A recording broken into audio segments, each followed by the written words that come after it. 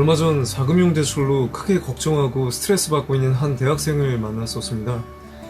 학생이든 직장인이든 이 생활고로 인해 대출을 받는 사람이 늘고 있는데요. 그래서 오늘은 대출, 특히나 대출 순서와 서민지원 대출에 대해 얘기해 볼까 합니다. 현재 우리는 가계부채 1500조의 시대를 살아가고 있는데요.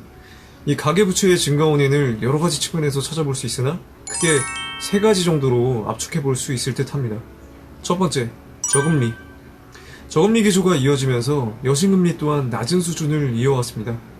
대출 차입 비용 감소로 대출받는 사람이 늘었고 그 결과 가계부채는 꾸준히 상승했습니다. 두 번째, 주택시장. 우리나라의 부동산, 특히나 주택시장 같은 경우 이 자산 증식 수단 중 가장 대표적인 부분 중 하나였습니다.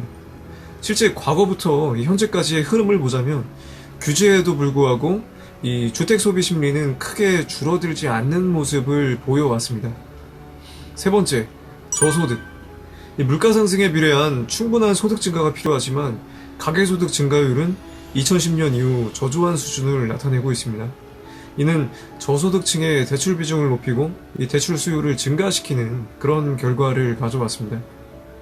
이 세 가지 측면이 가계부채 증가의 주요 원인입니다만 이 개인의 입장에선 실업이라던가 혹은 사업투자 실패, 사고나 질병으로 인한 거액의 치료비와 같은 요인이 대출을 증가시키는 그런 부담 요소로 작용하기도 합니다. 생계 유지를 위해 어쩔 수 없이 이 대출을 이용하는 분들 또한 상당한데요. 그런데 이 대출을 잘못 활용하는 경우 이 신용 시스템으로 움직이는 자본주의 사회에서 상당한 곤경에 처할 수도 있게 됩니다. 실제 연체로 인해 이 신용이 망가지게 되면 여러 가지 불이익이 발생하게 됩니다. 원룸 하나 구하려는데 전세 대출을 거절당한다던가 신용대출은 당연히 거절이겠죠. 흔하게 쓰는 신용카드도 쓸 수 없게 됩니다. 청약이 당첨돼도 소용이 없습니다. 이 중도금 대출이 거절나 버리니까요. 잘 활용하면 위기 대처에 도움을 주는 이 약이 되지만 자칫 잘못하면 독이 될 수도 있는 이 대출을 올바르게 활용하기 위해 알아야 할 대출 순서를 확인해 보겠습니다. 가끔 보면 급하다고 이 카드론이나 사금융부터 이용하는 사람들이 있습니다. 첫 단추를 잘못 깨면 다 풀어야 하듯 대출도 마찬가지입니다. 대출이 필요할 때는 이 순서대로 확인해 보시고 사용하시는 것이 가장 현명합니다. 첫 번째, 담보대출. 평상시 여러분들이 가지고 있던 예적금이나 보험을 담보로 대출이 가능합니다. 예금담보대출, 보험약관대출 등의 이름으로 불리는 이런 담보대출을 가장 먼저 확인하시고 사용하시는 게 적절합니다. 실제 신용에도 거의 영향을 주지 않는 그런 수준입니다. 집 구매 혹은 전세의 경우라면 디딤돌 대출 혹은 버팀목 대출과 같은 정책적인 지원이 가능한 그런 대출 상품을 먼저 고려하시는 게 필요합니다. 이 부분은 아마 대부분이 이미 아실 거라 생각합니다. 두 번째, 1금융 신용대출. 시중은행이라고 불리는 1금융은행에서 신용을 통해 받는 대출입니다. 국민은행, 우리은행, 신한은행, 카카오뱅크 등의 은행을 얘기하는데 4대 보험이 적용되고 6개월 이상 재직한 경우라면 통상 연봉 수준 정도는 충분히 이 시중은행에서 대출이 가능합니다. 혹시나 말씀드린 기준에 부합되지 않는 경우라면 1금융에서 활용 가능한 이 세이망홀씨라는 서민금융 대출 상품이 있습니다. 연소득이 3,500만원 미만이거나 연소득이 4,500만원 미만이면서 신용등급이 6에서 10등급인 경우에 가능합니다. 기준은 이렇게 나와 있는데 실무적으로는 보통 7등급이 넘어가는 경우 대출 이용이 좀 어려운 경우가 일반적입니다. 한도는 3천만원 이내에서 가능합니다. 세 번째, P2P 대출. 몇 년 전부터 핀테크가 이슈화되면서 이 P2P 투자나 대출이 상당한 관심을 받았는데요. 현재 기준으로는 1금융과 2금융 사이에 대출금리 포지션을 잡고 있습니다. 그런데 상환 기간이 타 대출에 비해서 좀 짧은 편이고 규제 혹은 법적 기준이 현재 완전한 상태라고 보기는 좀 힘든 부분은 있습니다. 이런 부분은 좀 참고하셔야 될 것 같습니다. 네 번째, 2금융 신용대출. 캐피탈과 저축은행, 상호금융을 말하는데요. 현재 기대출이 많거나 신용이 좋지 못한 상황이라면 2금융을 사용하시게 될 텐데 먼저 햇살론이라는 상품을 활용하시는 게 적절합니다.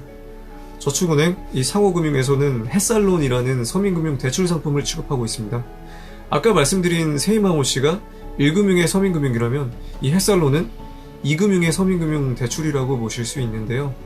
대출 금리는 통상 연 7%에서 9% 수준입니다. 1금융에서 대출이 어려운 경우라면 이 햇살론이 금리면에서 P2P 대출보다 저렴할 가능성이 높으니까 비교해 보시고 활용하시는 게 좀 적절할 듯 합니다. 마지막 5번째, 카드론, 현금 서비스, 4금융입니다. 앞서 말씀드린 대출들보다 이 신용에도 더 악영향을 미치고 금리 또한 상당한 수준입니다. 카드론이나 현금 서비스 혹은 리볼빙 같은 경우 편리하고 빠르게 사용이 가능하기 때문에 거리낌 없이 사용하는 경우를 볼 수 있습니다. 금리가 8%부터 시작한다라고 나와 있어도 8%는 사실 신용이 좋은 VIP에게나 해당되는 얘기입니다. 카드론을 이용하는 대부분의 사람들이 여기에 해당이 안 될 뿐더러 어차피 VIP 사람들은 카드론을 이용할 이유가 없습니다. 4금융 같은 경우 법정 최고 금리인 24%의 연이자를 내야 합니다. 대부업체라고 하죠. 무가 사람처럼 나와서 말도 하는 그 러시앤 땡땡, 그리고 콩이랑 팥 같은 애들 나와서 춤추면서 걱정 마세요 라고 하는 땡땡머니 같은 업체를 4금융이라고 합니다. 이게 돈 없으면 콩팥 가져간다는 광고라고 우스갯소리를 하는 분들이 있기도 한데요. 실제 그렇진 않고요. 지금 말씀드린 정식 등록된 대부업체 외에 그 일수라고 하죠. 이건 정말 사용해서는 안 되는 그런 불법 대출입니다. 실제 무시무시한 일들도 가끔 일어나는 그런 불법이기 때문에 절대 손대시면 안 되겠습니다. 금리도 금리이지만 중요한 부분이 하나 더 있습니다. 4금융을 사용하는 경우에 앞서 말씀드린 금융기관의 대출 이용에 제약이 생기는 상황이 발생할 수 있습니다. 특히나 1금융 같은 경우 4금융 대출을 받아버리면 대출이 거절나는 경우가 일반적입니다. 이 첫 단추를 잘못 깨면 단추를 다시 풀고 나서야 정상적으로 다시 단추를 채울 수 있습니다. 이 대출도 동일한데요. 이 고금리 대출을 정리해야만 저금리의 대출이 통상 가능해집니다. 그런데 안타깝게도 이미 4금융 혹은 고금리를 이용 중이신 분들이 있습니다. 혹시나 이 부분에 해당되시는 분들이라면 저금리 대출로 대환해주는 서민금융 제도를 이용해 볼 수 있습니다. 보시는 바꿔드림론이라는 서민지원 대출 상품인데요. 6개월 이상 채무를 상환하고 있으시다면 지원이 가능합니다. 최대 3천만 원 한도 내에서 대환이 가능하시고 금리는 6.5%에서 10.5%를 적용받습니다. 추가로 앞서 말씀드린 햇살론 또한 대안대출이 가능한 상품입니다. 지금 보시는 기준에 해당이 되신다면 이용이 가능하신데요.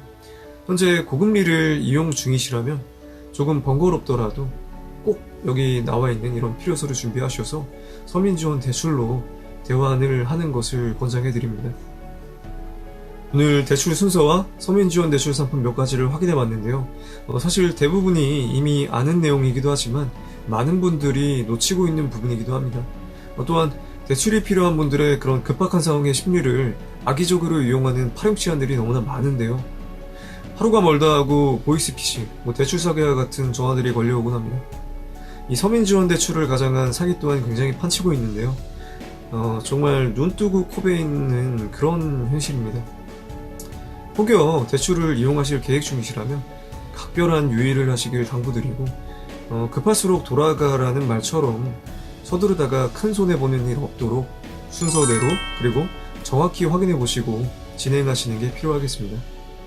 앞서 말씀드린 햇살론, 바꿔드림론 같은 서민지원 대출은 가능하다면 한번 시간 내서 직접 금융사에 방문하셔서 진행하시길 권장드립니다. 지금 보시는 금융감독원 서민금융 1332로 들어가시면 지금 말씀드린 상품 외에도 여러 서민금융 지원 상품을 확인해 보실 수가 있습니다. 지금 이미 채무 변제가 불가능할 정도의 상황이거나 대출로 인한 악순환의 고리를 끊지 못하는 분들 또한 아마 상당히 계실 겁니다. 이런 절망적인 상황에서 활용할 수 있는 회생이나 워크아웃과 같은 채무자 구제 제도에 대해서도 제가 차후에 한번 말씀드리는 그런 시간을 마련해 보도록 하겠습니다. 오늘 영상은 여기서 마무리하고 다음 시간도 유익한 영상으로 찾아뵙겠습니다. 감사합니다.